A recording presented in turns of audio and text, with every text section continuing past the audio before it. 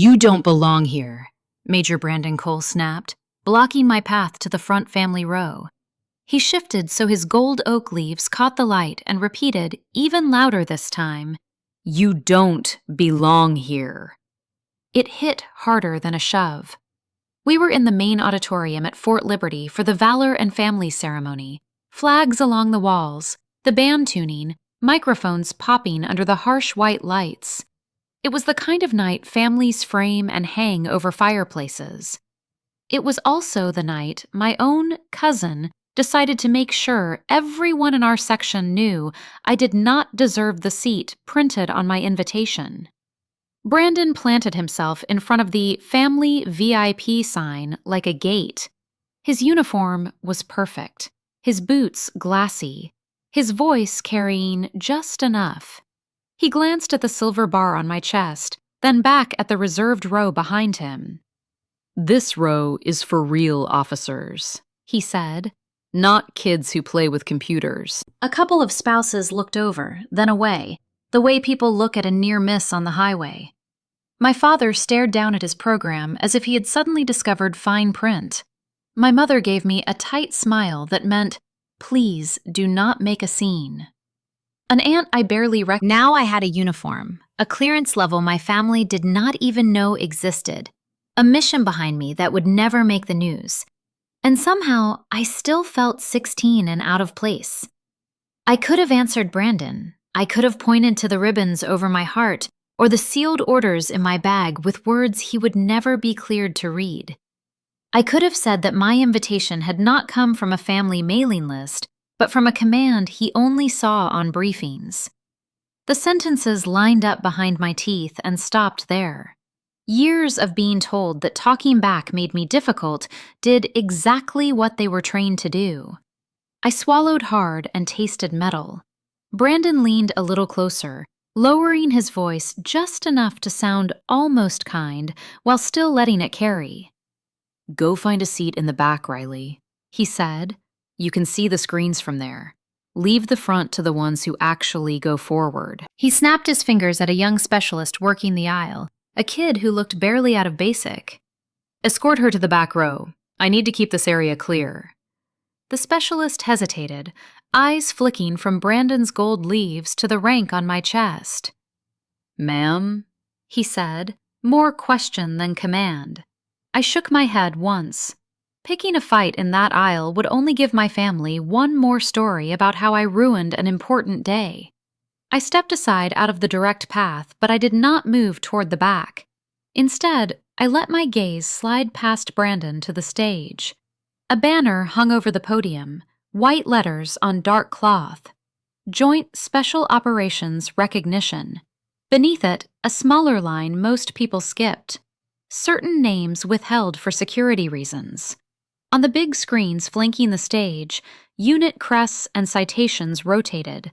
Every few frames there was a blank space where a name should have been, replaced by a single word. Classified. I knew exactly which blank line belonged to me. My heart beat steady and hard, louder in my ears than the band warming up. If Brandon wanted to believe I was just a support clerk behind a keyboard, tonight the truth would walk straight past him, and I would not have to say a thing. "Come on, Riley," he muttered behind me. "People who earned those seats are on their way. You are blocking the aisle." His hand hovered near my elbow, close enough that I could feel the heat of it and the familiar weight of his control. Before he could push further, the rear doors of the auditorium swung open with a heavy, muffled thud. The brass music cut off. Conversations thinned into a hush as every head turned toward the back. A line of senior officers stepped in, dress uniforms dark against the bright hallway behind them. At their front was Colonel Marcus Hale, his expression calm, eyes sweeping the room with the quick, measuring look I knew from an operations center lit only by screens. Brandon straightened automatically, shoulders back, chin up, shifting half a step so he would be perfectly placed in the colonel's line of sight. I was already a pace out from the row, beret still in my hand. Colonel Hale's gaze moved along the front section, past my parents, past Brandon, then stopped on me. There was the smallest pause, a flicker of recognition, and he changed direction without breaking stride. He walked straight past Major Brandon Cole, past the family VIP sign, and came to a stop in front of me. For a heartbeat, the entire auditorium seemed to freeze. Then, the colonel raised his right hand in a crisp salute before I could move. "Good to see you on your feet, Valkyrie," he said, his voice carrying easily in the sudden quiet. Behind him, a couple of officers traded quick glances. Someone near my mother let out a soft sound that might have been a question. I did not have to look to feel Brandon go rigid at my side. My father's program slid from his fingers to the floor. My mother's hand crept up to the base of her throat as if she were trying to steady her pulse. Every head in the room turned. For the first time in my life, my family watched someone in uniform treat me like I was the most important person there. I grew up knowing exactly where I stood in my family, and it was never where Brandon stood. I was Riley Carter, 25 years old now, an intelligence officer who specializes in targeting and mission planning for Joint Special Operations Command. People in uniform look at my work and see precision and discipline, but the people who raised me still see the quiet kid who stayed in her room and spoke only when spoken to. Brandon, on the other hand, was the chosen one from the moment he took his first steps. He is 36 now, a major in the Army, serving as a logistics officer with a reputation for being polished, collected, and impossible to criticize. He does not have much combat experience, but he knows how to make every small accomplishment shine like a star. My family adored that shine. When I was little, I used to sit at the Thanksgiving table listening to my grandmother say, "Brandon is going places." I would hear my aunts respond with, "He will make general someday," and watch everyone nod like they were witnessing prophecy. The whole house treated him like living proof that greatness could be inherited. I learned very early that I was not part of that inheritance. Every holiday, Brandon told stories about field exercises or leadership courses, and everyone clapped. Every time I tried to mention something I liked or something I was good at, someone would redirect the conversation back to him. The imbalance was so normal that I did not question it until much later. When I turned 18, I told the family I wanted to join the Army. I remember the silence that followed. It was not thoughtful silence or surprised silence. It was the kind of silence that falls across a room when someone says something embarrassing. Then the laughter started. My aunt shook her head and said the Army is no place for a girl like you. My father leaned back in his chair and said, "You will wash out in basic."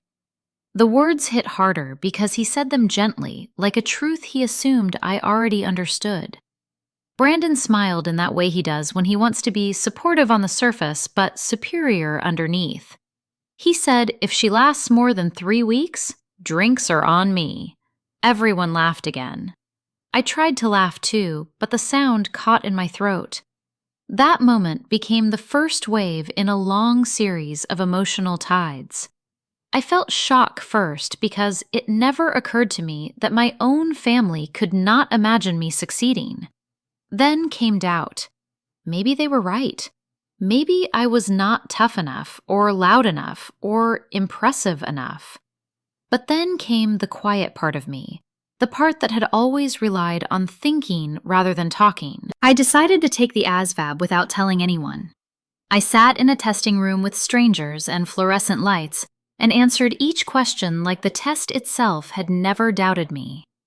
When the recruiter called with my scores, he paused and said, "You should consider Intel or Cyber.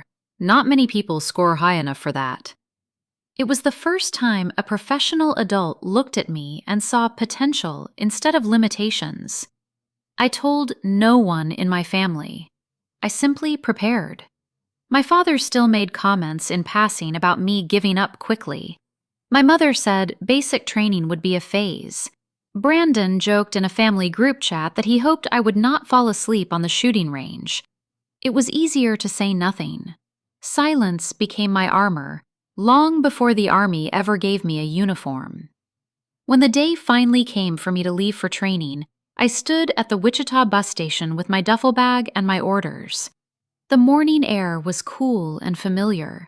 The station was almost empty. No one from my family showed up, but I had already prepared myself for that. They told me the day before that they had work or errands or things that could not wait. It barely stung anymore. A recruiter walked toward me holding my file and a manila folder stamped "Secret" across the front. He handed it to me without ceremony, but I felt something shift inside me. Not because of the classification level, but because someone trusted me with something that mattered. As I boarded the bus, I realized my family did not ask what was in the folder. They never asked about the ASVAB scores or the job selection or the training pipeline. They did not even ask what I wanted from my life beyond what they had already decided for me. The bus pulled away and the city of Wichita blurred behind the window. I felt fear for the first time, fear of failing, fear of proving them right. But beneath that fear was a small, steady pulse of determination. I knew that whatever waited for me beyond basic training would be mine, not theirs. I also knew that the day would come when they would see what I had become, and that the moment would matter more than every insult I had ever swallowed. I did not know then that the moment would arrive in a crowded hall at Fort Liberty, with every pair of eyes turning toward me. But I felt the possibility of something different beginning. The mini hook rises here because the truth is simple. The day I shipped out, no one came to the bus station except a recruiter with my file and a folder marked "Secret." My family never once asked what was inside, and that silence told me everything I needed to know about where my story was heading. As soon as I arrived at basic training, I learned that being quiet was not a disadvantage. It made people underestimate me, which became useful far more often than it hurt. I remember standing in formation during those first weeks, boots too stiff, pack too heavy, sweat rolling down my spine even in the early morning cold. Most recruits tried to impress the drill sergeants by talking over each other. I stayed silent and watched. Observing patterns had always been my safety net, and in the Army, it became my strength. I was average with a rifle, which irritated a few drill sergeants who believed that competence should look louder than mine did. But when we ran tactical scenarios, I picked up the sequencing faster than almost anyone. I could see routes and timings in my head. The instructors noticed, but they did not comment. They simply moved me to the front during planning drills and let the other recruits figure out why. During AIT, nothing changed about my personality. I was still the quiet one in the back row who filled notebooks with diagrams and threat models. My classmates started calling me bookworm, partly to tease me, and partly because I always seemed to know what the instructors would ask for before they said it. Then one night we had a planning exercise where a miscalculated timing window would have caused an ambush. I corrected it at the last minute and walked the entire team through a new approach, while the instructor watched without interrupting. After that, the nickname changed. Someone said, "She is like a Valkyrie guiding everyone out of trouble," and the name stuck. I did not fight it, even though compliments made me uncomfortable. It felt too early in my career to accept any form of praise, but I could not deny that I liked the name more than bookworm. The turning point came when my instructors pulled me aside after a final exam and handed me a non-disclosure agreement. I had seen that kind of paperwork before floating around offices, but never expected my own name to be attached to it. The offer was simple. I was invited to attend a special operations intelligence course that only a small number of analysts qualified for. The training would be demanding and included material that I was forbidden from discussing with anyone outside a secure environment. I read every line twice, then signed where they told me. I should have been excited. Instead, the first thought that hit me was that I could not share this with my family. Back home, they still repeated the same lines every holiday. "Brandon is the pride of the family. Brandon will be a general someday." When I called to let them know I was moving to the course location, they barely reacted.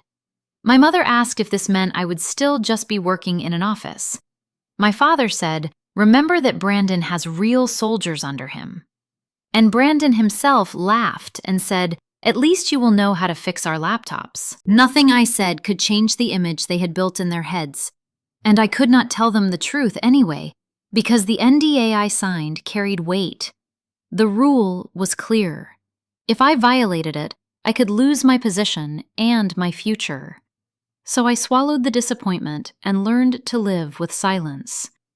The Special Operations Intelligence course was the hardest academic environment I had ever been in. The students were sharp, competitive, and already selected for their potential. The instructors pushed us in ways that made basic training seem like summer camp. We analyzed satellite images until our eyes blurred and practiced mission planning under timed pressure. We rehearsed communication protocols that required absolute precision. Mistakes were not simply corrected, they were dissected. Every failure became a lesson that carried real consequences in the field. My clearance level increased during the course. I received the briefing in a room with no windows. The officer who issued it said the standard line, "You will not discuss this with anyone not authorized." That included my family, which they emphasized because many young soldiers slip and say too much to parents. But my family never asked about my work, so silence came naturally. The more advanced the course became, the more I realized that what I was learning would serve teams whose lives depended on intel. It humbled me. Only a handful of soldiers ever set foot inside that classroom, and I was one of them. I did not think about pride. I thought about responsibility. Meanwhile, Brandon posted photos of himself in dress uniform at every minor event he attended. One evening after training, I sat in the barracks scrolling through my phone and saw his latest picture. He stood in a decorated hall, smiling under perfect lighting, with the caption, "Our family's hero." Dozens of relatives commented their agreement. I stared at it for a long moment before turning off my phone. That same night, I ran a simulation involving a target compound in a remote region overseas. My eyes focused on the satellite feed so completely that I forgot the world outside the secure room. I tried to picture Brandon in that environment. He would have had no idea what any of the symbols on the screen meant. I exhaled and returned to the simulation. By the end of the course, my instructors recommended me for assignments supporting special operations. It was not an official confirmation, but it meant they saw potential. When I received my orders to join a joint special operations task force, my hands shook despite myself. I had prepared for this mentally, yet the reality felt heavier than expected. I tucked the orders into my locker without telling a soul.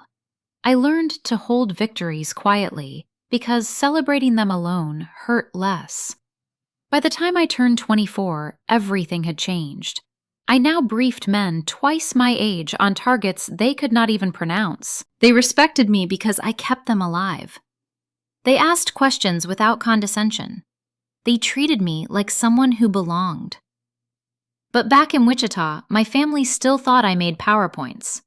That contrast shaped me more than any training could. It reminded me daily that belonging in the Army was something I had earned. Belonging in my family was something I never had. In early 2024, I learned how small the world can become when you are watching it through a wall of screens, and how close death can get before you notice one detail is wrong. By then, I was with Task Force Kestrel, a joint special operations element supporting missions into Eastern Europe, and on paper, my job sounded clean. I was the lead targeter and mission planner for an operation aimed at dismantling a hostile cell planning an attack on a NATO airbase, a cell also holding 2 American contractors as leverage. In reality, it meant I lived inside the TOC, the Operations Center, sleeping in 4-hour blocks and waking to more imagery, more intercepts, more tiny changes in the pattern around a walled compound we had all memorized. I built the plan the way other people build houses. I laid the foundation in maps, marked every building and alley, then framed it with routes and alternates and blocking positions.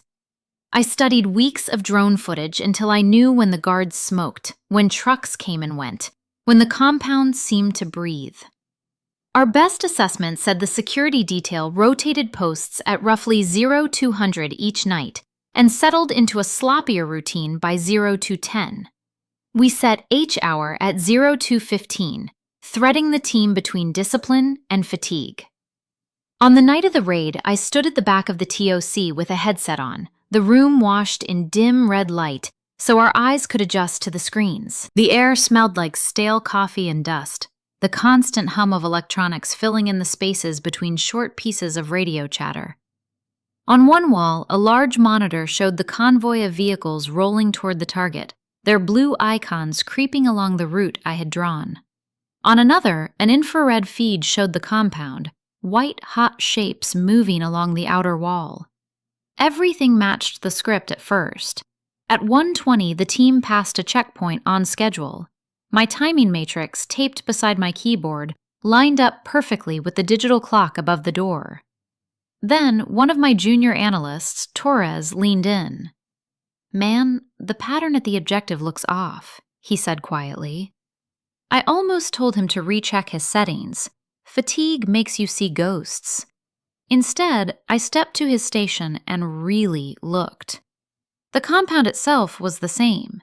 Same buildings, same wall, same crude guard towers.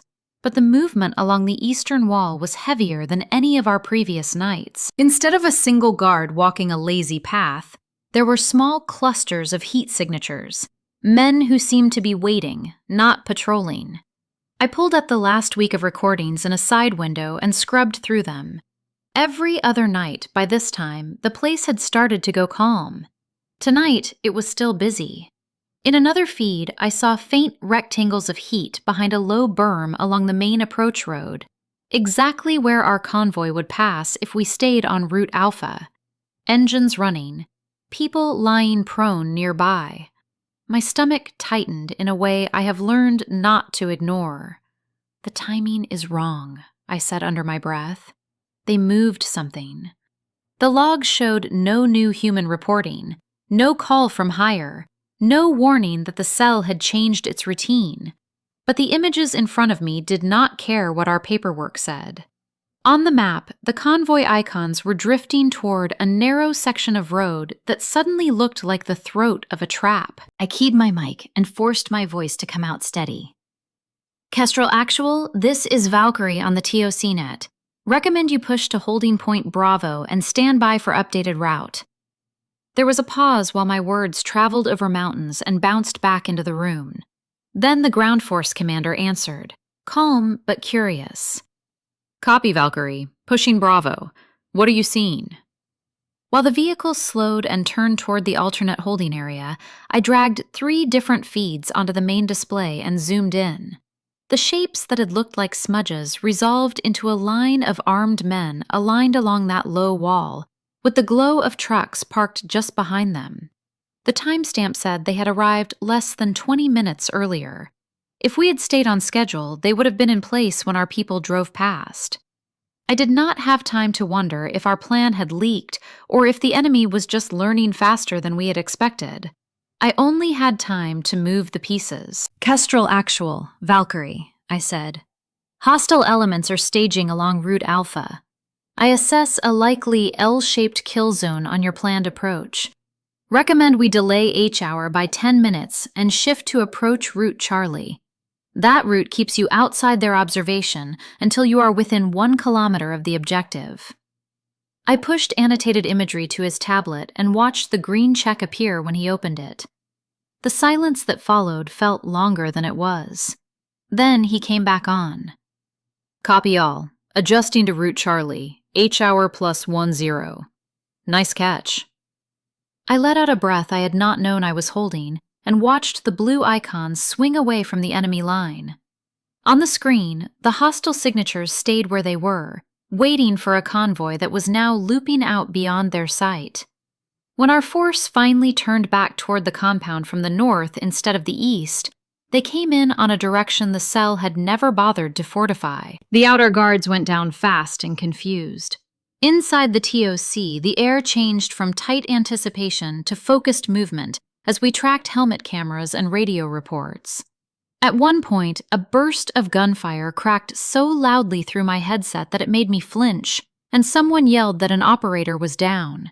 For a heartbeat, the entire room went silent. Then the medic came up on the net, voice clipped but steady.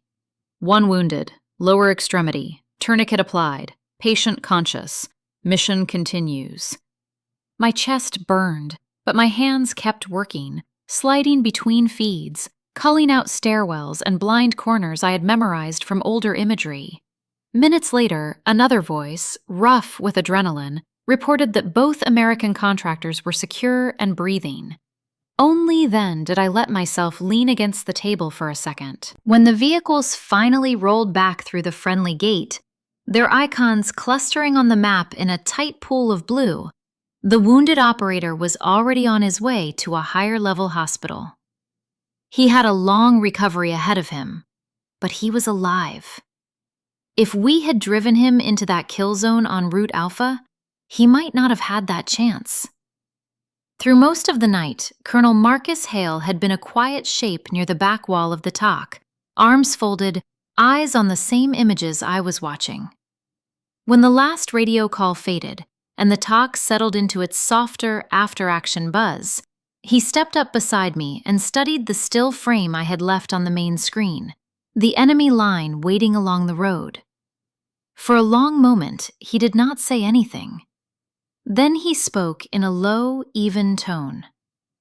For heroism in connection with military operations against an armed enemy, he said, almost as if he were trying out the words on his tongue. Later, I learned that the commanding general at JSOC signed a formal recommendation with that exact phrase. A memo came down through secure channels stating that I was being recommended for a Bronze Star with V device, or an equivalent decoration if higher chose another award. I read it alone at a metal desk while the TOC hummed around me, the top marked classified, and most of the paragraphs hidden under thick black redaction bars. I folded the paper and locked it away, because that was all I could do with it. Back home, my family would see nothing but a short line in some news feed about a successful joint operation somewhere overseas. They would not know that 10 minutes of timing and a shifted route had kept an entire convoy out of an ambush. They would not know that their awkward intel girl had held a dozen lives in her hands and refused to freeze. I walked back into the dim light of the TOC, past screens already filling with new targets, feeling pride and exhaustion and a small hard ache all at once. The only people who knew what I had done were the men I had kept alive, and a colonel whose name I was not even allowed to say over an unsecured line. I flew home to Wichita for Thanksgiving 2024, telling myself it would just be a long weekend, and that I could handle my family in small doses, the way doctors talk about radiation. The house looked exactly like it always had on holidays. The same sagging plastic turkey on the front door, the same folding chairs borrowed from the church lined up around the table because there were always more people than seats.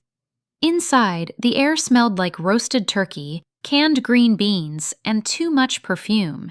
And every conversation eventually drifted back to one topic: Major Brandon Cole. Brandon had just gotten some kind of recognition for his deployment in Germany. A Logistics Achievement Award that my parents talked about like it was a medal for storming a beach under fire. My father retold the story 3 times before we even sat down, about how Brandon had kept a brigade moving across Europe, about how the commander had personally shaken his hand, about how the Army really knew how to reward serious officers. Every time he said serious officers, his eyes flicked past me as if to make sure I knew that did not include me. My mother floated around the dining room refilling drinks and touching Brandon on the shoulder every time she passed, like he was a visiting celebrity and not our cousin who used to cheat at board games. My aunts and uncles kept asking him what Germany was like, and he used his hands a lot while he talked, shaping the air into convoys and maps, as if the entire continent had been waiting for his guidance. When we finally sat down to eat, he took the place of honor at the head of the table on my father's right, while I ended up halfway down between two younger cousins who were more interested in their phones than anyone else at the table. At some point between the stuffing and the second round of mashed potatoes, one of my uncles leaned across to me and asked the question I had heard in some form at every family gathering since I enlisted. "So, do you actually do anything dangerous, or just sit behind screens?" He said it with a crooked smile like it was harmless curiosity, but the words landed in the same old place in my chest, right where doubt liked to live. Before I could answer, Brandon cut in from the head of the table, his voice loud enough to make 3 conversations stop. "She is our family's IT support in uniform," he said, and people laughed because he wanted them to. "Real soldiers kick doors. She resets passwords." The punchline hung in the air for a second, then the laughter grew bolder. My father chuckled and shook his head like Brandon was just too sharp for his own good. My mother added her own little twist. "At least she is finally keeping a job." And that one stung more than I expected, because it came wrapped in a smile. I felt my jaw tighten as if some invisible hand were trying to clamp my mouth shut. In my head, a different scene flickered like an old film reel. A dark operations center glowing with screens, a comms channel full of strained voices, the moment a convoy turned off a road because of my call and 8 men lived to go home. None of that fit into the joke they were building, though, so I did what I had been trained to do since childhood. I absorbed the hit and kept my face still. I pushed peas around my plate and studied the pattern of the tablecloth, as if it were a map and I were plotting routes. Instead of snapping back, I started doing what I do at work when something feels off. I took mental notes. Who laughed first? Who looked uncomfortable? Who glanced at me and quickly away? Who enjoyed the show? It was almost clinical by now, the way I could detach just enough to observe without breaking. I told myself that recording their exact words would hurt less than reacting to them. After a moment, I lifted my eyes and said quietly, "You know, I cannot really talk about my work, right?" It was the gentlest boundary I could draw, the most I could say without touching anything classified. The entire table reacted as one. "Oh, please, it is not that classified," somebody said, and it did not even matter who, because the line was so familiar it could have come from any of them. There was another round of laughter, less loud this time, but sharper. To them, classified was just a word people on television used, not a wall that separated the life they thought I had from the one I actually lived. Heat crept up the back of my neck, but I kept my voice calm by not using it at all. I chewed carefully, swallowed slowly, let the sounds of silverware and sports commentary from the television in the next room wash over me until they blurred into background noise. I could have pulled out my common access card and pointed to the clearance level stamped on it. I could have told them that I had to lock my phone in a cabinet before I went to work, and that sometimes I came home so wired from the things I could not say that I sat in my car for 10 minutes, just breathing, before I could walk inside. Instead, I cataloged the way my father beamed at Brandon, the way my mother watched people's faces for their reactions, as if she were personally collecting applause. None of them noticed that my hands were steady, not like they had been at 16 when a bad grade or a sharp word from my father could make them shake. Now, the only sign that anything was wrong was the way my thumb pressed into the seam of my napkin, like I was trying to memorize the texture. Somewhere between dessert and coffee, Brandon lifted his glass again. He had been holding court all night, telling stories about efficient supply lines and difficult commanders, and how the Army really sorted out the strong from the weak. He barely looked at me when he said it. Brandon raised his glass and said, "To real service." The words floated across the table, and everyone lifted their drinks almost automatically. Crystal clinked against cheap wine glasses and plastic cups of soda. Around me, people tipped their glasses back and smiled and nodded and agreed without thinking about what they were agreeing to. Nobody noticed I did not drink. I just sat there with the glass in my hand and let the room blur for a second as I realized that to them, service meant whatever Brandon decided it meant. They defined my worth by what they could see on his chest, not by anything I had done in rooms they would never be allowed to enter. Somewhere deep under the hurt, something else shifted. A quiet, steady place in me that did not feel small at all. And I knew with a kind of cold clarity that the next time Brandon tried to write the story of who belonged and who did not, he would not be the only one holding the pen. When I returned to Fort Liberty after Thanksgiving, the hollow echo of Brandon's last toast still sat somewhere behind my ribs, like a bruise that refused to fade. I told myself it was just another episode in a long pattern of being minimized. But within days, I learned that this pattern was about to bleed into the one place I thought he could not reach. He had been assigned temporary duty as a staff officer in a brigade headquarters on the north side of post.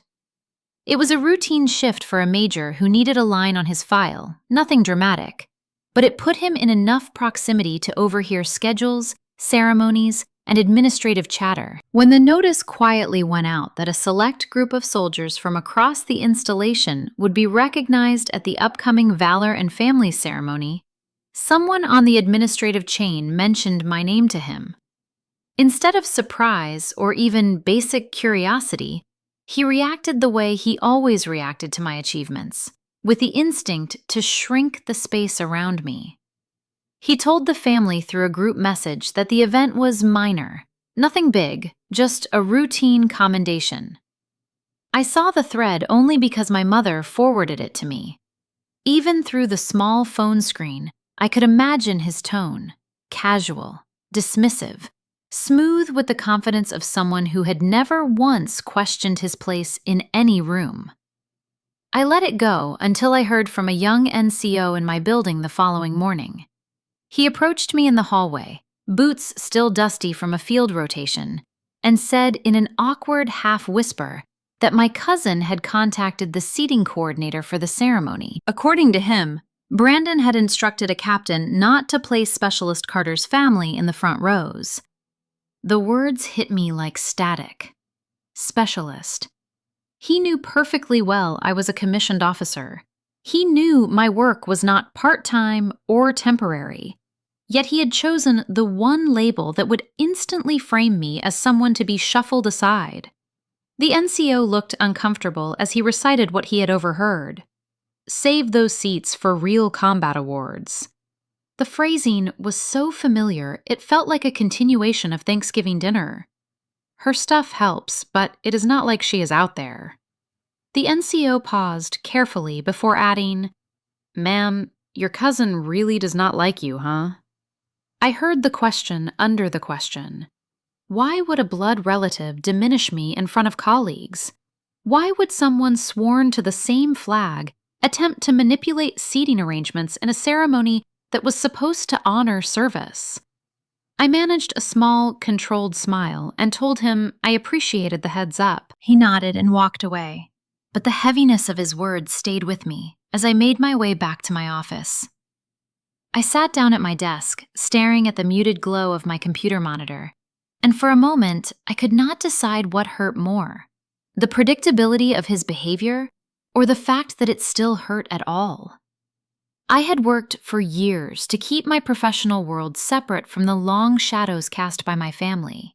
Yet there it was again, the same pattern from childhood repeating itself in uniform. Someone else in my family using rank, privilege, and presence to paint me as less than. The old ache stirred in my chest, but something colder rose with it, something steadier. I knew better than anyone that patterns mattered more than excuses. They revealed intent. They built cases. They showed trends that could not be explained away with charm or a laugh. It was the same part of my brain that had saved a special operations team months earlier. Study the details. Track the anomalies. Document the timeline. I opened a new personal file on my computer, labeling it simply with the date. I typed out precisely what the NCO had told me, noting the approximate time and the individuals involved. Then I wrote a brief account of my cousin's message to the family that attempted to minimize the importance of the ceremony. I added the comments he made at Thanksgiving, not with emotion but with clarity, the way I wrote after action reviews. This was not revenge. This was accuracy. Accuracy mattered. Over the next days, I learned that the captain Brandon had spoken to had tried to push back gently. She had pointed out that seating decisions were based on the official invite list and the status of the award. I was told that Brandon had laughed it off as a misunderstanding, as if misrepresenting my rank to influence a seating chart were a trivial administrative joke. I refused to let it derail me, but I also refused to ignore it. Every incident was a data point. Every slight was another line in the pattern. At night, when the building quieted, I would sit alone with the soft hum of the HVAC and update the file. It was not dramatic work. It was the same methodical process I used in intelligence planning. Capture the truth while it is still fresh. Record context. Note witnesses. The more I wrote, the clearer the picture became. This was not one bad moment. It was a long-standing habit of using authority to make someone smaller. And for the first time, I allowed myself to step back and look at the whole frame instead of the individual strokes. It made my pulse steady rather than spike. By the end of the week, the file was longer than I expected, not because Brandon was uniquely cruel, but because I had been trained to see what others dismissed. Quiet emotional harm, patterned behavior, subtle but deliberate power moves, all executed with the confidence of someone who had never anticipated accountability. Yet accountability was coming, and not because I planned to march into an office and demand it. It was coming because the truth has its own weight and its own momentum.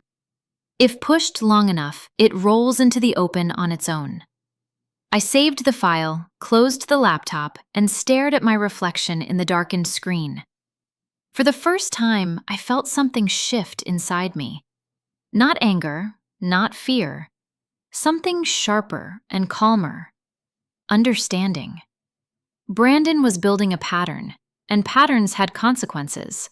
He just did not know his was already documented. Mini hook. In my world, patterns matter more than excuses. Brandon was building a pattern. I did not start planning revenge the day Brandon blocked me from the front row, but by then the groundwork was already there, laid in 100 small humiliations my family thought I had forgotten.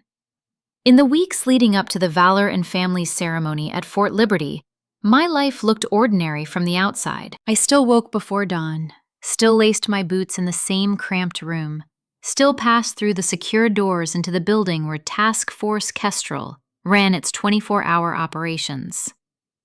Inside that world, though, something had shifted.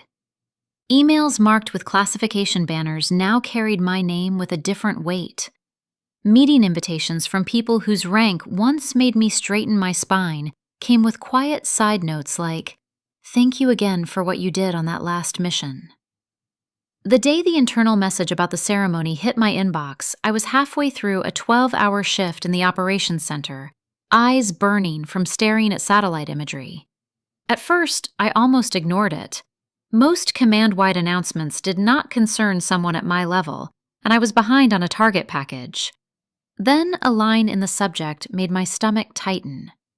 Valor and Families Recognition, Fort Liberty, required attendance for listed awardees. I opened the email and read it twice. You are scheduled to receive an award for heroic actions during a classified Joint Special Operations mission, resulting in the rescue of multiple U.S. personnel. My name sat there in black and white above the date, time, and location of the ceremony. The message added that the full citation would be read, but operational details would remain redacted. For a long moment, I just stared at the screen, listening to the quiet hum of servers and the low murmur of voices behind me. Part of me had honestly believed someone up the chain would decide that what happened on that mission needed to stay buried in after-action reports. Seeing it acknowledged like this felt unreal. It also felt like a door opening in a wall I had been pushing against since the day I left Wichita. I scrolled down and saw the line inviting immediate family, along with an attachment describing how many seats each soldier could claim in the designated family section. I knew the JSOC general would be there, along with Colonel Marcus Hale and a few visitors from the Pentagon who only flew out for things that really mattered. I could almost hear my father's voice in my head, flat and certain. It is probably just a routine commendation. Brandon said those things do not mean much. The thought should have made me smile. Instead, my jaw tightened. I did not forward the message. I let it sit in my inbox for the rest of the shift, then for another day. On the outside, I was still the quiet intel officer grabbing bad coffee and arguing over sports scores with operators. On the inside, I was weighing something heavier than a medal. I thought about Thanksgiving in Wichita, about Brandon raising his glass and saying, "To real service," while everyone laughed. I heard his voice again, calling me our family's IT support in uniform.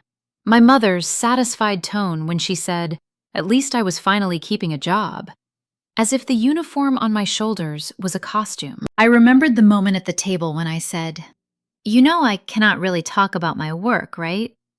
And the way the whole room answered in unison, "Oh, please, it is not that classified." Their words had rolled off them like a joke. They had stuck to me like a stain. Now I held an email that literally used the phrase, "Classified Joint Special Operations Mission and Rescue of Multiple U.S. Personnel," to describe what I had done. If there was ever proof that my family had no idea who I really was, it was blinking at me from that screen. Part of me wanted to hit forward and type something petty like, "Guess it is not just PowerPoints after all." Years of building targets had taught me that timing mattered more than impulse. Instead, I printed the email and walked down the hall to the cramped office where our operations sergeant worked. Sergeant Miller looked up when I tapped on the door. "You look like you just swallowed a grenade, ma'am," he said. "Good news or bad?" I handed him the paper. He read it, then let out a low whistle.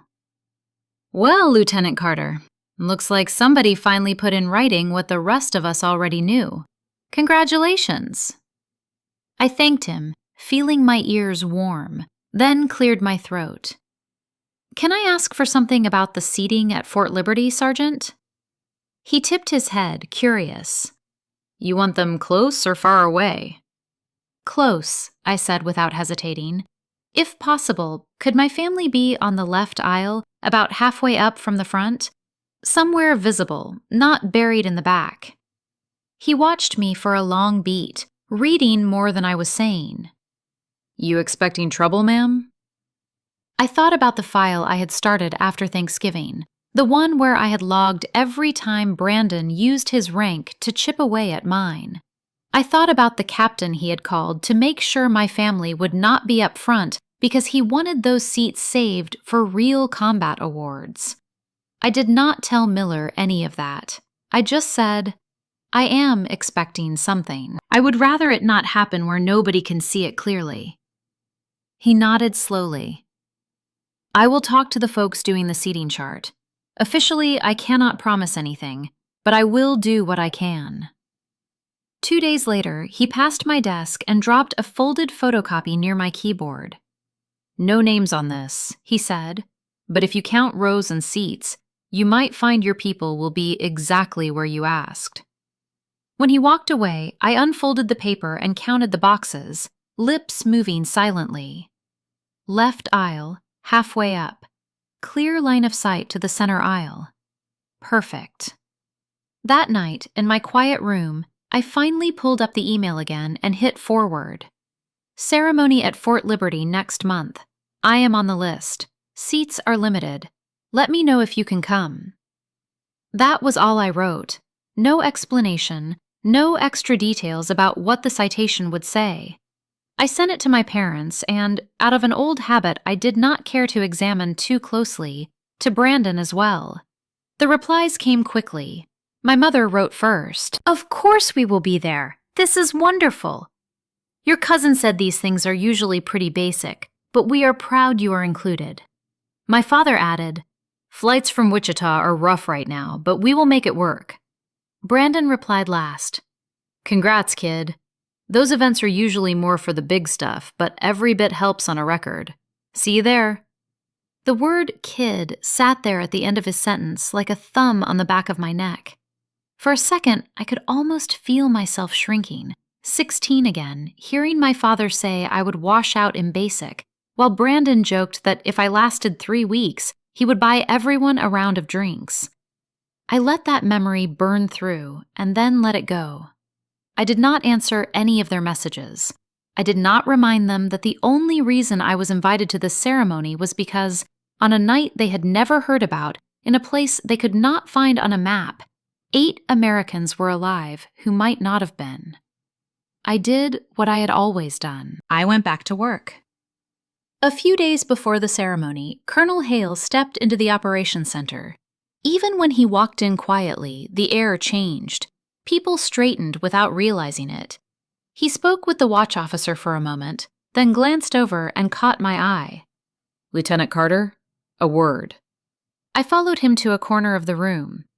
"I heard about Fort Liberty," he said. "The recognition event. Congratulations. You earned it." "Thank you, sir." My voice sounded steady. My hands did not feel that way. "My family will be there," I added. "Good," he answered. "People like that should see what you actually do." The simple statement landed deeper than any praise. Before my courage could drain away, I said, "Sir, if there is any flexibility on how you enter the auditorium that day, could you come down the left aisle?" He studied me, a flicker of knowing in his eyes. "Planning the battlefield again, Lieutenant?" "Something like that, sir."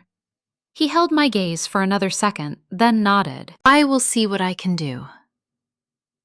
When he walked away, I exhaled slowly, feeling my pulse in my throat. I told myself I was not staging a show. I was not manipulating rank or protocol. I was doing what I did best. I was shaping an environment so that when the truth finally walked into that room, the right people would be forced to see it with their own eyes. On the nights when sleep would not come, I pictured the auditorium filled with uniforms and families and flags. My parents sitting exactly where I had asked, Brandon polishing his rank and assuming, like always, that any spotlight in a military hall belonged to him.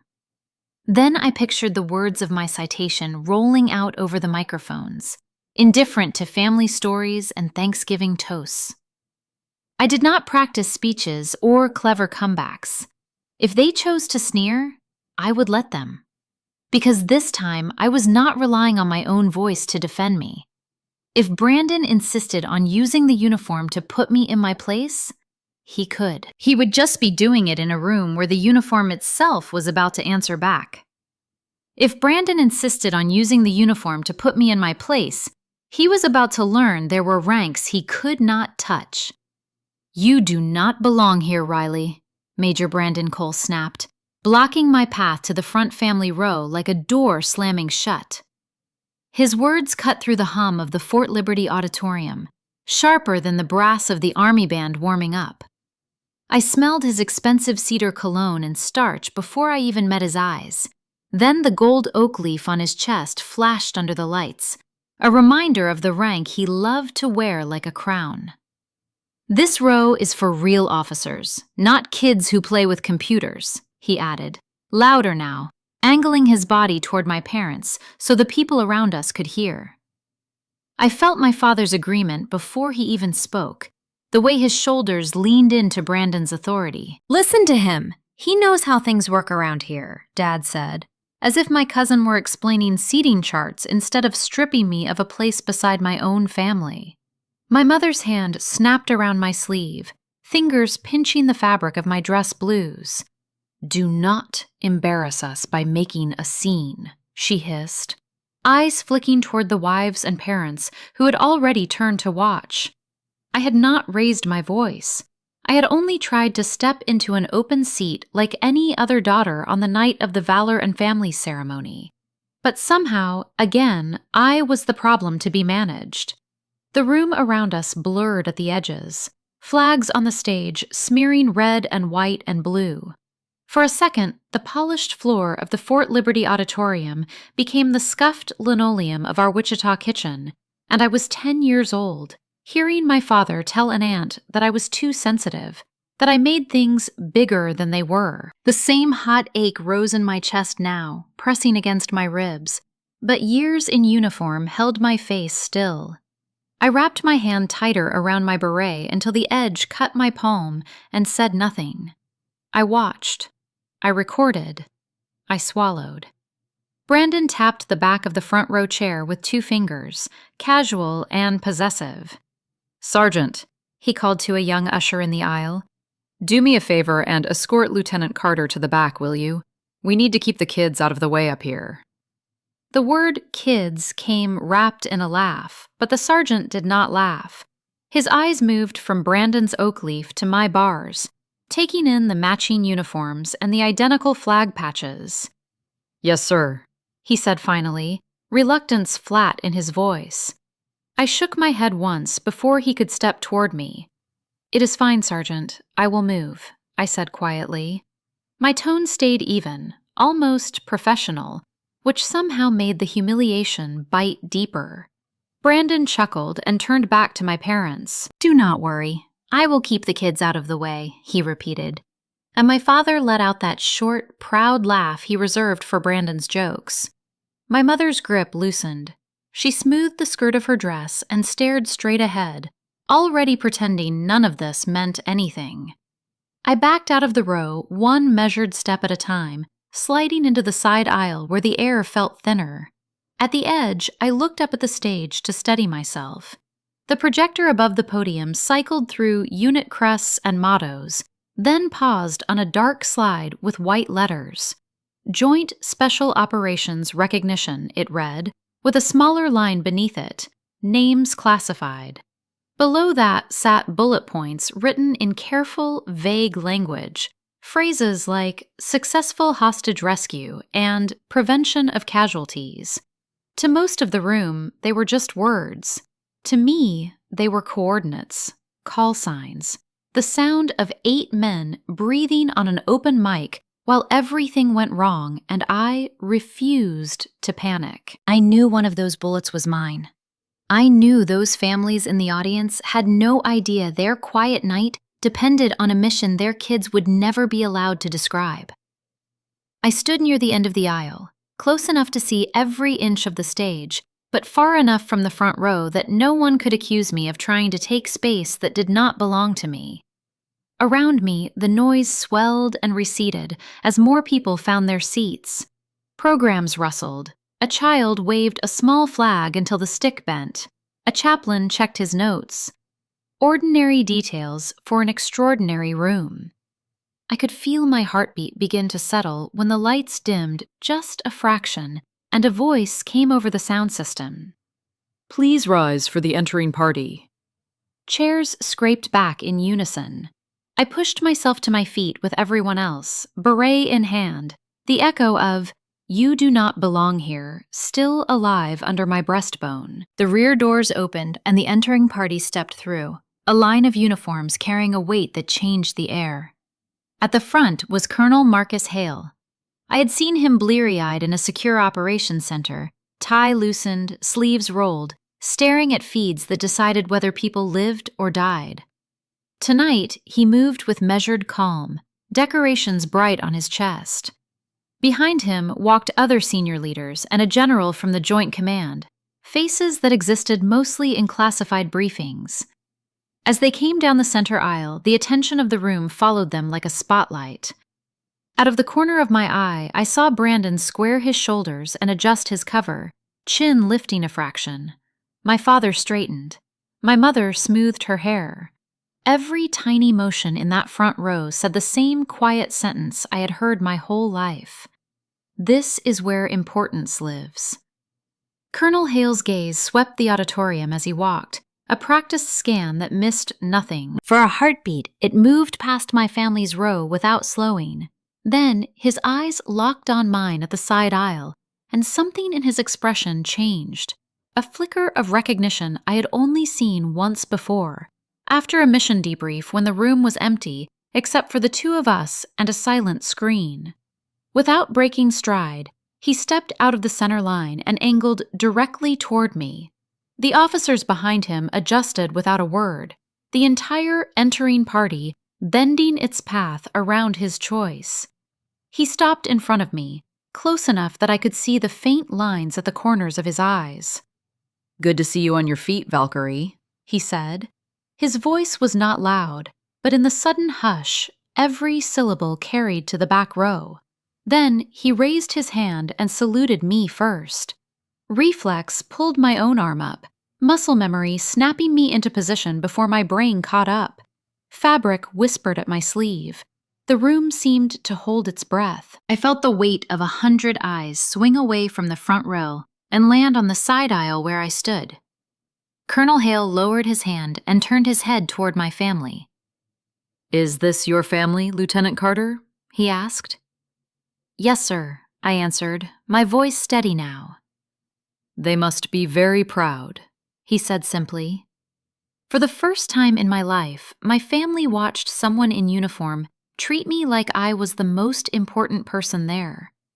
Out of the corner of my eye, I saw my mother's mouth open, but for once in her life, no words came out at all. I stayed by the aisle where Brandon had tried to block me, still feeling the pressure of his hand on my arm as everyone settled and the command group took their seats. The band quieted, the flags behind the stage hung still, and Fort Liberty's auditorium fell into that expectant hush that means people are waiting to be told who matters. On the big screen, the title slide glowed, Valor and Families Ceremony, with a smaller line beneath it, Joint Special Operations Recognition, names classified. I stared at those words because I knew one of those classified names was mine. Brandon sat in the family VIP row he had guarded like a gate, shoulders squared, jaw clenched.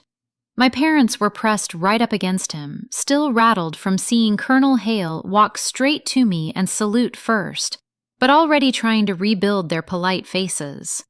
My father held his program so tight the edges were crushed. My mother kept glancing around to see who had been watching us when everything tilted. Behind us, I could feel the prickle of eyes from families who had heard Brandon tell me I did not belong there. A senior non-commissioned officer in dress uniform stepped up to the podium and tapped the microphone once.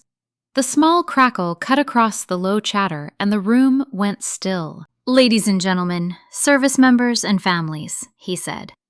"Today we recognize several soldiers whose actions cannot be fully described due to security classification."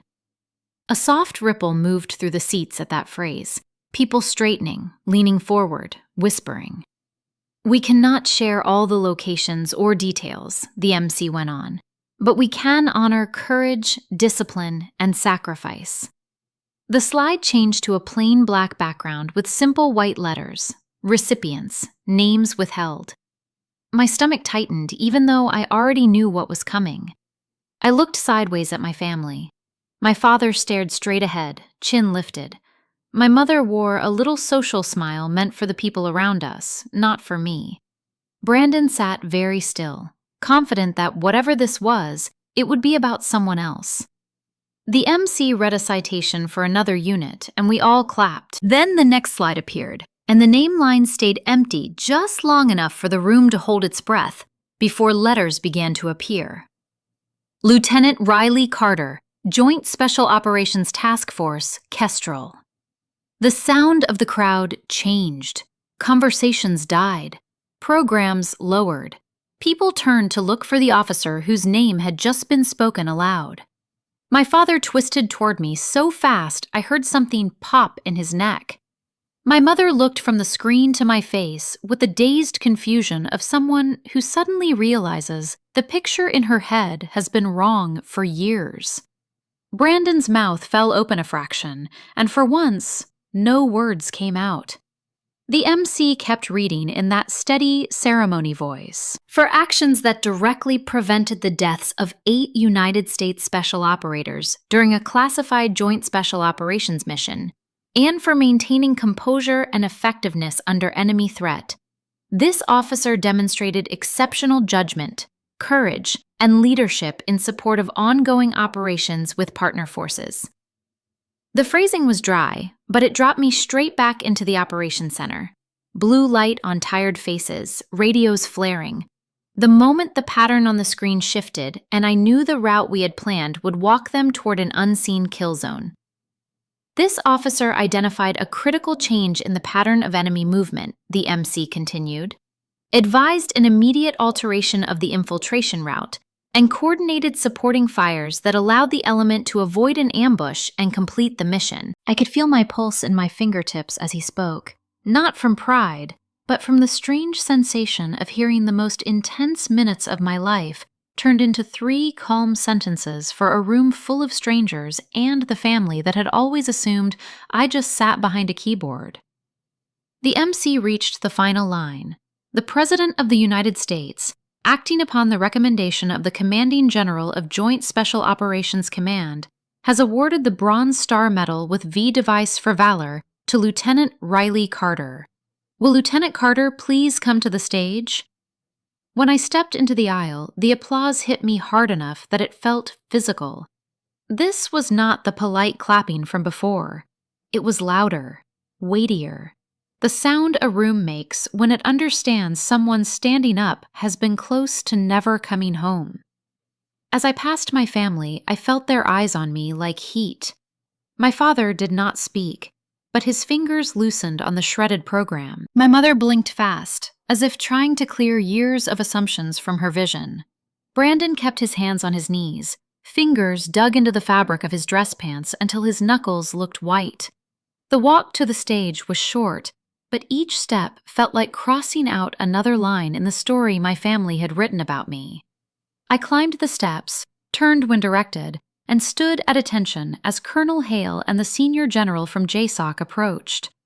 Colonel Hale took his place to my right, face calm, eyes sharp. The general accepted a small velvet box from the aide beside him, opened it, and handed the medal to the colonel. With practiced hands, Colonel Hale pinned it to my uniform, then took my hand in a firm shake. Instead of the generic congratulations I expected, he leaned in just enough so only I could hear him over the applause. You have done more at 25 than most officers do in their entire careers, he said quietly. Do not forget that. The words slid past every joke about real soldiers that my family had ever thrown around a table and settled somewhere deep where I had never let their voices reach. Yes, sir, I managed, and stepped back. From the stage, I could see the family VIP section clearly. My father stared at the medal on my chest as if he was counting the colors and coming up with a number he did not know how to explain. My mother had one hand at her mouth now, not in a showy way, but like someone trying to hold in a thought she could not say out loud.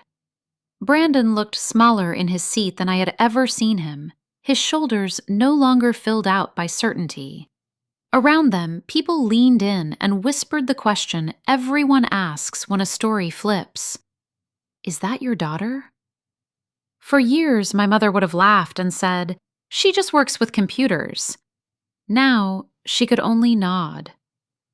The MC closed out the citation. The applause rose one more time, and the program moved on. But something in that room had already shifted. I stepped down from the stage and joined the line of other recipients along the side wall.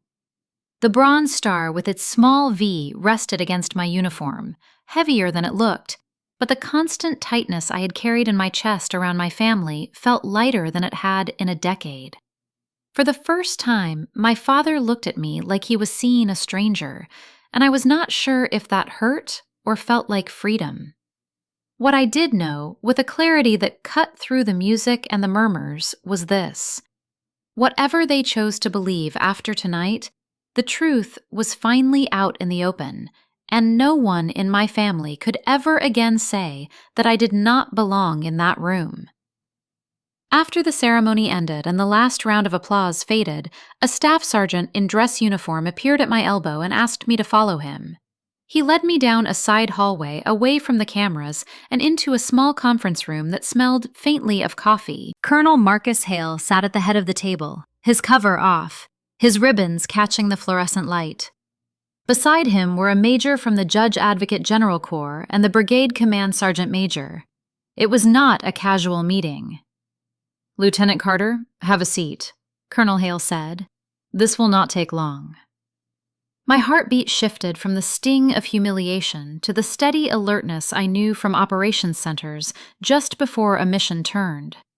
I sat down, back straight, hands folded on the table, the metal on my chest still feeling unreal. The JAG officer opened a legal pad. "We want to ask you a few questions about some incidents before today's event," he said. "Specifically, comments made by Major Brandon Cole and any attempts to influence seating or how your role was presented to your family." My throat tightened, but I had prepared for this. I reached into my portfolio and slid a thin folder across the table. Inside were printed emails, handwritten notes, and a typed summary. Dates, times, locations, who was present, the exact words that had been said. In my world, you do not bring complaints without facts. Colonel Hale turned pages slowly. The JAG officer glanced up. "This is detailed, Lieutenant. Walk us through the key events." I kept my voice steady as I described how Brandon had told my parents it was just a routine commendation, nothing big. I explained what I learned from a captain on the planning team, that Brandon had called the seating point of contact and said, "Do not put Specialist Carter's family up front. Save those for real combat awards." Deliberately using my old enlisted rank as if I had never commissioned. I repeated the phrases passed to me by non-commissioned officers who had heard him talk about me when I was not in the room. How he called me support girl and office help, and dismissed my work as if it did not count. Saying the words out loud made my stomach turn. They were not new. They were the same messages I had heard at Thanksgiving tables back in Wichita, just dressed in a different uniform. The JAG officer listened without interrupting. When I finished, he set his pen down. "This is not just rude," he said. "This is misuse of position and potentially harassment. You understand that, right?" I nodded. "Yes, sir. I am not trying to ruin his career. I just need it on record that this is a pattern, not a misunderstanding." Colonel Hale closed the folder and met my eyes. "You are not asking for special treatment, Lieutenant," he said, his voice low and firm. "You are asking for basic respect. That is non-negotiable in my command." The words landed heavier than the metal had. I had spent years trying to earn what he had just named as a baseline. The command sergeant major spoke next, practical and calm. "We will take it from here, ma'am. You did the right thing documenting this. You let the system work." Over the next weeks, the system moved. An Inspector General investigation opened. Brandon received notice to report for an interview with a board of officers. I was not in the room, but posts are small and stories travel. What I heard later from a captain who had sat in was simple. They had Brandon at the end of a long table and read witness statements back to him. "She does not belong here. Real officers, support girl." They asked if he recognized those phrases.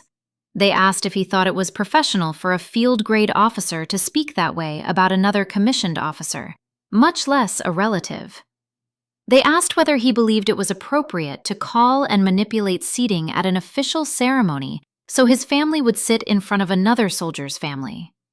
They pressed him on why he had used specialist instead of lieutenant when he called.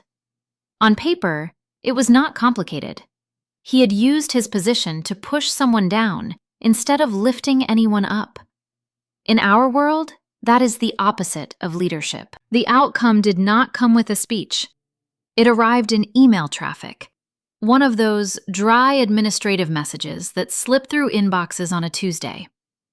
Attached was a memo stating that comments and actions by Major Brandon Cole had been found inconsistent with Army values and professional conduct. His file was flagged. His name was removed from the next promotion consideration list pending further review. His immediate commander received a formal counseling for failing to address the behavior earlier. When I read that line, I felt a brief pang for the commander, then reminded myself that leadership is supposed to stop this long before an IG case number exists. Letting a favorite major slide because he tells good stories is its own choice. For several days after the memo circulated, Brandon disappeared from the brigade hallways where he usually held court. People kept their voices low when his name came up. A few captains avoided my eyes entirely, not sure whether to apologize or pretend nothing had changed. When I finally saw Brandon in the parking lot outside headquarters, he looked different in his uniform. The easy swagger was gone. There were tight lines around his mouth and a dullness in his eyes that had nothing to do with deployment fatigue. He opened his mouth as if reaching for one of his usual jokes, then stopped. For a moment, we just looked at each other. I did not say anything. I just gave a small nod and walked past him toward the building. Behind me, I heard him let out a hard breath, the sound of someone who had finally hit a wall he could not charm his way through. Later that week, as I poured coffee in the break area, I overheard two officers talking in low voices. "Did you hear about Cole?" one said. "Apparently, he got told he is no longer competitive for advancement." The words settled over me like a final briefing slide. This was the same man who had spent holidays bragging he would make colonel by 40, the one my family had pointed to when they said, "Brandon is going places." Now the system he trusted had written another story into his file. The man who once bragged he'd make colonel by 40 was now being told he was no longer competitive for advancement. A few months after the ceremony at Fort Liberty, the ripples from that day finally started to hit my family in ways they could not ignore. News in the Army never travels in a straight line, but it always travels. I heard through a captain in Brandon's brigade that he had been pulled from a coveted staff track and reassigned to a position that sounded impressive on paper, but was widely known as a dead end for anyone who still dreamed about making full bird or higher. On the same week his name quietly disappeared from a promotion shortlist, my phone lit up with my mother's number. I almost let it go to voicemail. We had fallen into a pattern of polite distance since the investigation. Shallow check-ins about weather and work and whether I was eating enough, conversations that skimmed the surface of everything and never touched the deep crack that had opened between us at Fort Liberty. This time, though, she called twice in a row. I answered on the third ring, more out of habit than desire. Her voice came through thinner than I remembered, a little breathy, like she had already been crying. "Riley," she said, "can you talk for a minute?" I could hear the television in the background, some news anchor murmuring about appropriations and defense budgets, and the clink of glass on a coaster. "Sure, Mom," I said, keeping my voice neutral, the way I had learned to speak when delivering bad news in a briefing. "What is going on?" She hesitated just long enough to tell me this was not going to be a normal call. "Your cousin is going through a very difficult time," she said, and I could hear her trying to arrange the words so that none of them landed on responsibility. "The Army reassigned him. They said something about an investigation, and now your aunt is beside herself." Then came the real ask, wrapped in a tremor. "Can't you talk to your colonel? Explain that Brandon was just joking?" For a second, I just stared at the wall in my tiny on-post apartment, the paint the same government beige I had seen at every installation, and let the sentence hang between us. It was so familiar, that instinct to smooth things over for the people who had hurt me, to fix what they had broken while pretending they had only slipped. My fingers tightened around the phone. "Mom," I said slowly, "he was not joking. You know that. You were there when he blocked me from that row. You heard what he said." There was a rustle on the line, like she was shifting in her chair, refusing to sit squarely with the memory. "He did not mean it the way it sounded," she insisted. "He has always teased you. That is how he shows affection. Now they are saying he misused his position and all sorts of ugly words. This could follow him for the rest of his career, Riley. He worked so hard to make Major." I felt something in my chest go cold and still. I thought about the hours in the operations center, the mission where every decision I made carried 8 lives on its back, the citation that spelled out what I had done without ever saying where or how. I thought about how my parents had never once called to ask about my work, unless it was to confirm that it was probably not that serious. "Mom," I said, my voice even, "I did not file anything that was not true. The investigation did not start because of me. It started because he used his rank to change seating, to demean me in front of others, to send a message about who mattered and who did not. That is on him." She exhaled sharply, a sound that was almost a scoff. "You know people up there now," she said, her voice taking on that familiar, coaxing tone she used when she wanted something from a manager at a store. "That general, that colonel, they respect you. You could explain that it was a family misunderstanding." I closed my eyes for a moment and pictured Colonel Hale's face when he had said basic respect was not negotiable in his command. "Mom," I said, "I am not going to ask anyone to pretend what he did was a joke." The silence that followed felt heavier than any argument. She finally muttered something about needing to check on dinner and ended the call with a flat, "Take care," as if I were a neighbor and not her daughter. A few days later, Brandon texted me. It was short and oddly formal. "Need to talk. Coffee near post." His choice of words told me more than any paragraph could have. Brandon was not a coffee near post kind of person. He was a steakhouse downtown, old friends at the officer club, big gestures when someone else was watching. The fact that he was asking for a quiet meeting off duty meant whatever shield he had always carried was cracking.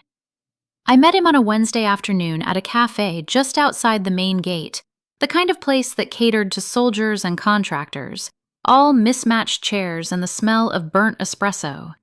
He was already there when I walked in, sitting at a corner table in his duty uniform.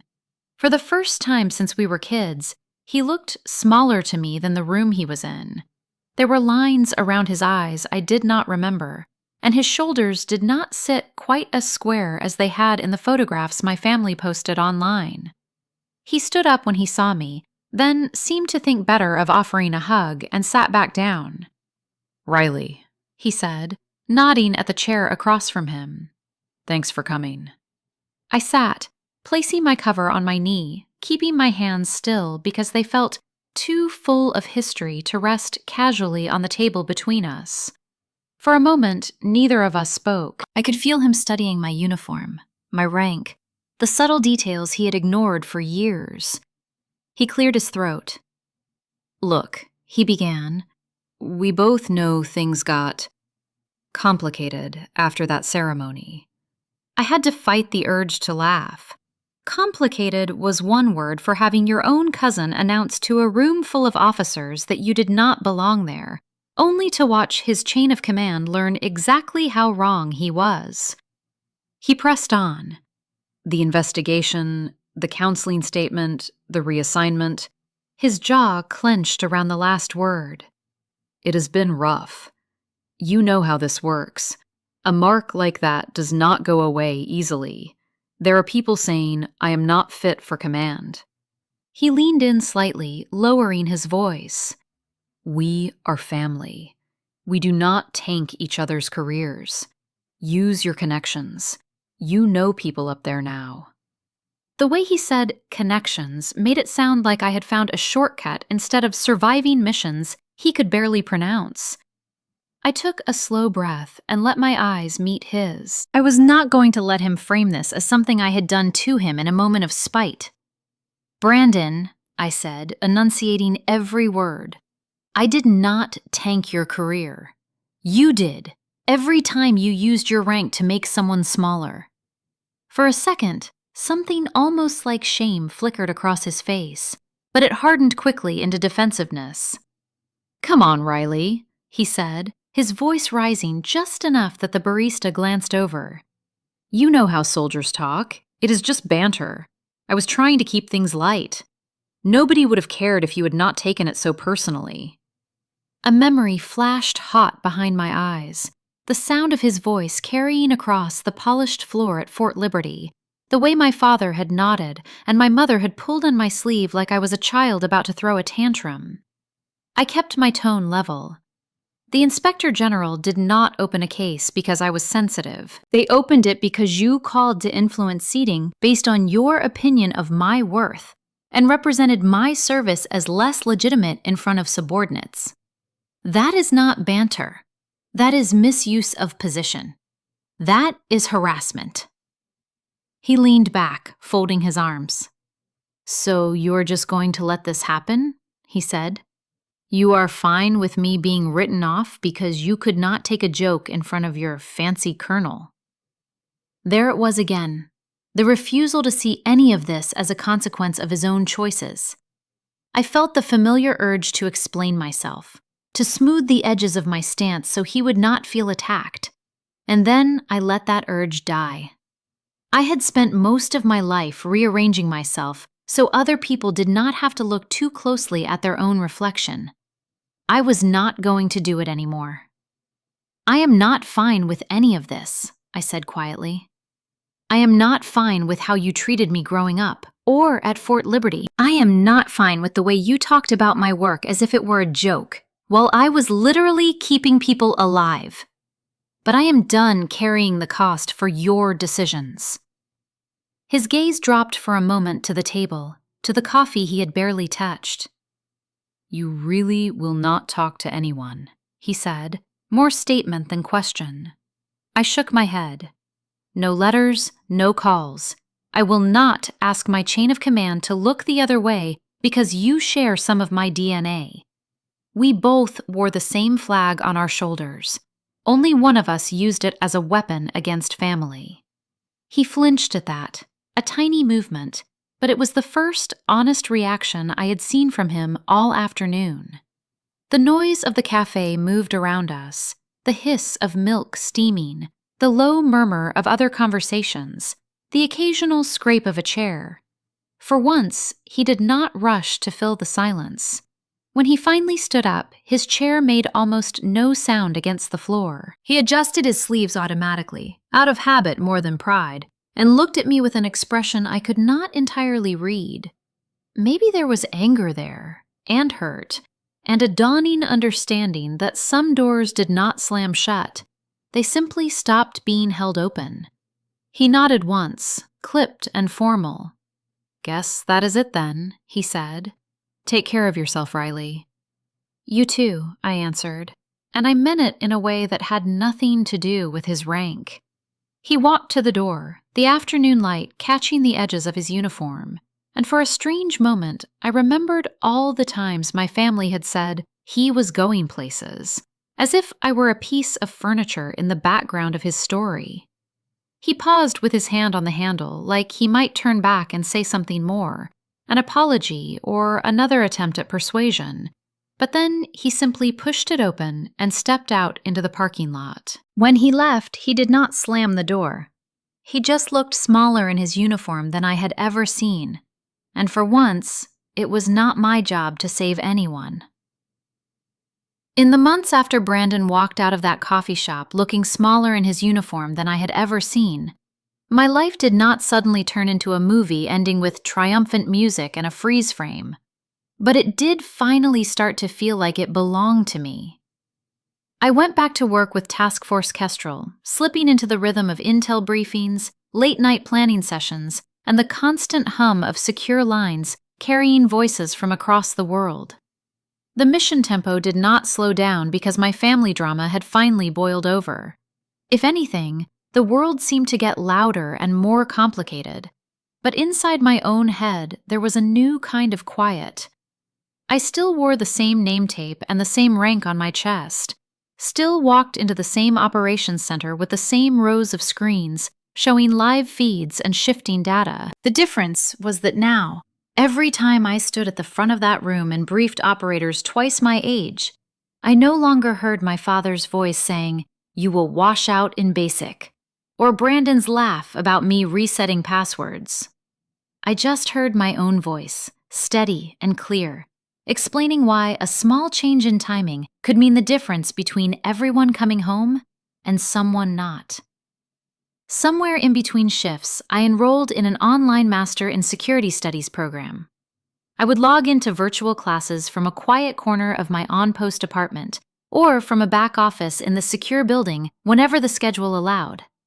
Some nights I wrote academic papers about asymmetric threats and evolving conflict, while my phone buzzed with real-time updates from the same regions I was studying. It felt strangely grounding to put theory next to practice, to see that my work was not just a series of emergencies, but part of a larger picture that smart people had been trying to understand for generations. The degree was not about proving anything to my family. It was about proving something to myself, that I could keep growing on my own terms. At the same time, I started mentoring junior soldiers, especially the younger women who showed up at Kestrel with the same wide eyes and stiff posture I had once carried. Some were analysts, some were support staff, a few were operators, but they all carried a familiar mix of determination and doubt. I saw the way they flinched when someone dismissed them with a joke, how they sometimes swallowed their questions because they did not want to look weak or unprepared. Little by little, I made time to pull them aside after briefings, to ask how they were really doing, to explain how to push back professionally when they were being talked over, to tell them the things I wished someone had told me at 19. When one of them confessed that her father said she was wasting her life in the Army, I did not tell her it would stop hurting. I just told her that sometimes the loudest voices in your life are also the least qualified to define your worth, and that there are people in uniform who will see her clearly if she keeps showing up and doing the work.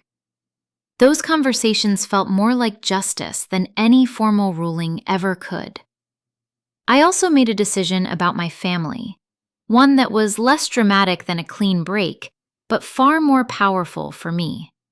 I did not cut them off completely. There were still occasional text messages on holidays, a group chat that buzzed now and then with pictures of nieces and nephews I barely knew, a Christmas card with a generic update about how everyone was doing. But I stopped volunteering my schedule. I stopped inviting them into the parts of my life that mattered. When the next ceremony came around and someone suggested sending family invitations, I politely declined.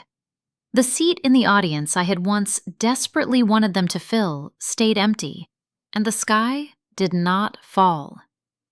My mother called once and asked why she had only found out about an award from a distant cousin who saw a photo on the base Facebook page.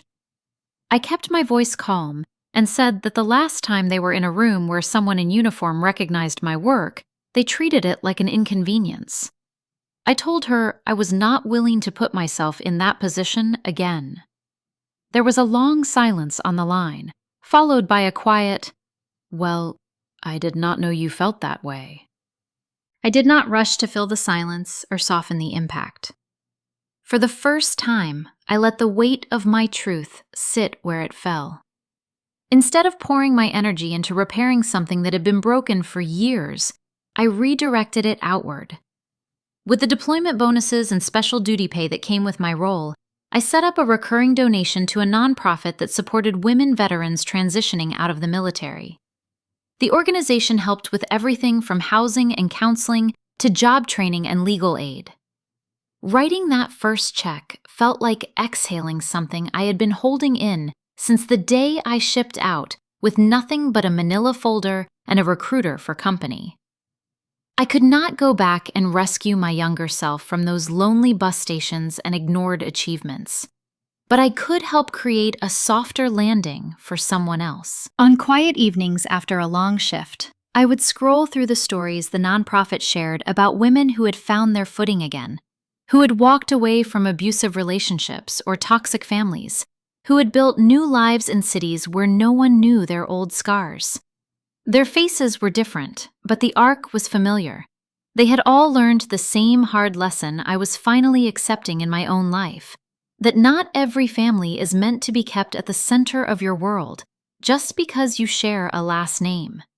Accepting that truth was not a single dramatic moment, but a series of small realizations that settled into me over time. It was noticing that my shoulders no longer tensed when my phone buzzed with a message from home, because I knew I had the right to respond later, or not at all. It was realizing that I laughed more freely with the people in my unit, but the word family slipped out of my mouth when I talked about them, without me having to correct myself. It was standing in the operations center one night, watching a team I had helped plan for come home safe, and understanding that my need to protect and to serve did not have to be chained to people who would never truly see me. On paper, nothing about my last name changed, but in my heart, family now meant the people who would stand beside me, not on my neck. I used to believe the power was something other people were born with. Brandon, my father, the people who seemed to fill every room before they even walked into it. I spent most of my childhood and early adult life convinced that I was small because they kept telling me I was small. For years, I thought the uniform would fix that. I thought rank would fix that. I thought accomplishing enough for the right people would somehow make the wrong people finally see me for who I was. But standing in that ceremony at Fort Liberty with the medal still warm on my chest and the applause fading behind me, I realized something that took me 25 years to understand.